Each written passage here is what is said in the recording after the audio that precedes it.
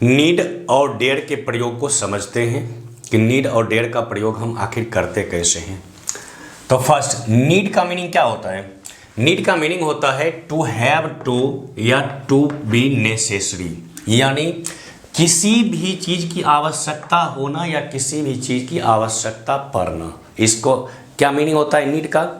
किसी भी चीज़ की आवश्यकता होना या किसी भी चीज़ की आवश्यकता पड़ना। और डेयर का मीनिंग क्या होता है? तो to be courageous to do something, यानी साहस करना या हिम्मत करना। तो नीड और डेयर दोनों के मीनिंग को आप अच्छी तरीके से समझ गए हैं। नीड मीन्स क्या होता है? नीड मीन्स क्या होता है? किसी चीज़ की आवश्यकता होना या पड़ना। और डेयर का मीनिंग क्या होता है? साहस करना या हिम्मत करना। ठीक है, तो नीड और डेयर के मीनिंग को आप समझ चुके हैं। अब चलिए नेक्स्ट समझते हैं कि नीड और डेयर दोनों का यूज जो है सो हम दो तरीके से करते हैं। फर्स्ट, मॉडल ऑक्सिलरी वर्ब की तरह भी करते हैं और लेक्सिकल वर्ब या मेन वर्ब की तरह करते हैं। ठीक है, इसीलिए जैसो हम नीड और डेयर को जैसो हम क्या कहते हैं? Marginal auxiliary verb. क्या कहते हैं? मार्जिनल ऑक्सिलरी वर्ब कहते हैं। मार्जिनल ऑक्सिलरी वर्ब्स कहते हैं नीड और डेयर को। इसी के लिए क्यों? क्योंकि इसका यूज कभी मॉडल ऑक्सिलरी वर्ब की तरह होता है और कभी जैसो मेन वर्ब की तरह होता है। ठीक है, तो modal auxiliary verb means may, can, shall, will, should, इसके तरह भी जैसो नीड और डेयर का यूज होता है। और मेन वर्ब यानी ईट, प्ले, ड्रिंक, यानी जिसका हम V1, V2, V3, V4 और V5 बनाते हैं, तो उसके तरह से भी हम इसका यूज करते हैं। ठीक है, यानी नीड और डेयर का यूज दो तरीके से होता है। ओके, नेक्स्ट जब हम इसका यूज मॉडल ऑक्सिलरी वर्ब की तरह करेंगे तो इसका हम नेगेटिव कैसे बनाएंगे? तो नीड के बाद नोट का यूज करके या फिर नीड में एंटी लगा के नीडंट हो जाता है। और डेयर का नेगेटिव क्या होता है? तो डेयर में या तो हम नोट लगाते हैं या डेयर में फिर जैसो एंटी लगा के जैसो डेरंट कर देते हैं। ठीक है, लेकिन जब हम इसका मेन वर्ब की तरह यूज करते हैं तो इसका नेगेटिव कैसे बनाते हैं? तो डू, डज या डिड का प्रयोग करके, जैसे डू नॉट नीड या don't need, does not need या डजंट नीड।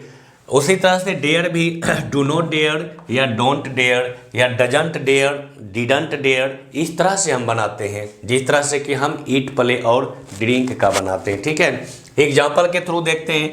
यहाँ पर ये मॉडल ऑक्सिलरी वर्ब की तरह यूज हुआ है, क्या हो जाएगा? यू नीड गो देयर, यानी तुम्हें वहां जाने की आवश्यकता है। यू नीड गो देयर, तुम्हें वहां जाने की आवश्यकता है। और इसका नेगेटिव बनाएंगे तो क्या हो जाएगा? You need not go there, यानी तुम्हें वहां जाने की आवश्यकता नहीं है। तुम्हें वहां जाने की आवश्यकता नहीं है। इंट्रोगेटिव बनाएंगे तो क्या हो जाएगा? तो need you go there, need you go there, क्या तुम्हें वहां जाने की आवश्यकता है। इसी तरह से जैसो डेयर का भी जो है सो आप नेगेटिव और इंट्रोगेटिव बनाएंगे। ठीक है, लेकिन जब मेन वर्ब की तरह हम यूज करते हैं तब इसका क्या होगा? तब इसका नेगेटिव और इंट्रोगेटिव क्या होगा? तो देखिए, फर्स्ट देखते हैं affirmative. You need my help, यानी तुम्हें मेरे मदद की आवश्यकता है। ठीक है, you do not need my help, यानी तुम्हें मेरी मदद की कोई आवश्यकता नहीं है।